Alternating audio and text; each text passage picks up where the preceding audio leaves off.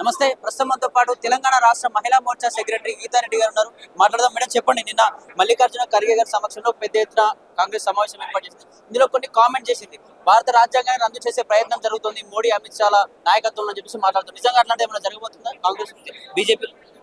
నమస్తే అండి. నిన్న కాంగ్రెస్ ప్రభుత్వం ఏదైతే మాటలు అన్నారో, ఫస్ట్ 70 ఏళ్ళుగా రాజ్యాంగాన్ని అవమానపరిచింది ఎవరు?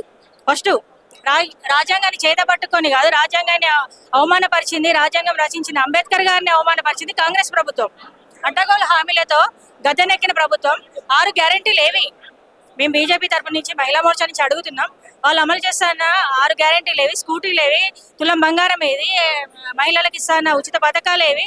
ఫస్ట్ అవే అమలు చేయమనండి. అడ్డగోలు హామీలు కాదు, వాళ్ళ ఈ మాటలన్నీ నీటి మూటలుగానే మిగిలిపోతున్నాయి.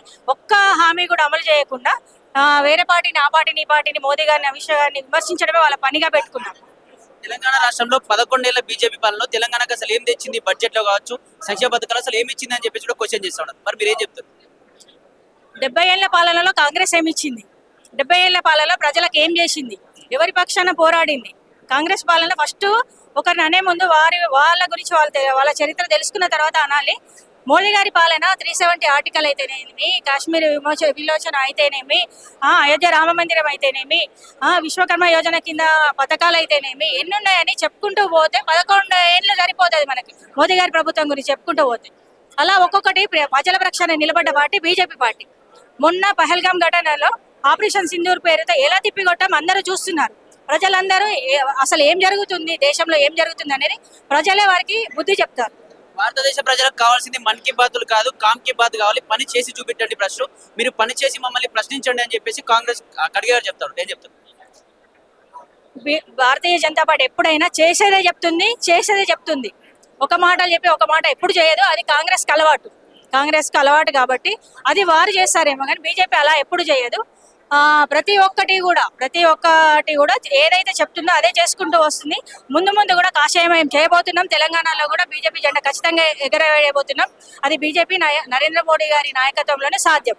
కాంగ్రెస్ పాలనలో తెలంగాణ దేశవ్యాప్తంగా నెంబర్ 1 గా నిలిచింది. కాంగ్రెస్ పాలనలో సంక్షేమ పథకాలు అందరికీ ప్రజలకు చేరువలో పోతున్నాయని చెప్పి కొన్ని కామెంట్ చేశారు. నిజమేనా? మళ్ళీ వచ్చే ఎలక్షన్స్ లో కూడా 100 సీట్లు గెలుస్తామని చెప్తా ఉన్నారు. అది సాధ్యమే అంటారా?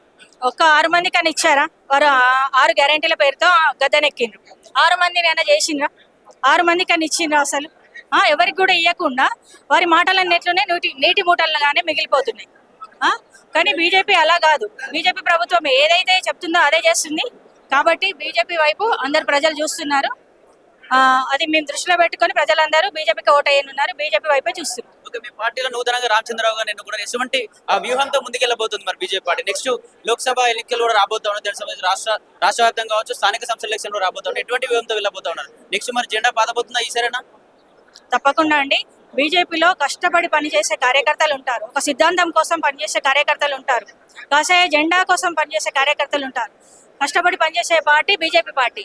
అలాంటి పార్టీలో ఉన్న కార్యకర్తలతో ఉన్న నాయకత్వము బీజేపీది. కాబట్టి ఏ నాయకుడు వచ్చినా సరే అందరూ ఒకే దాటిపై ఉండి ప్రజల పక్షాన పోరాడే పార్టీ బీజేపీ పార్టీ. కాబట్టి తప్పకుండా వచ్చే ఎలక్షన్లో కానీ ఏ వచ్చినా సరే బీజేపీనే గెలుస్తుంది. కాషాయ జెండా ఎగరవేస్తుంది.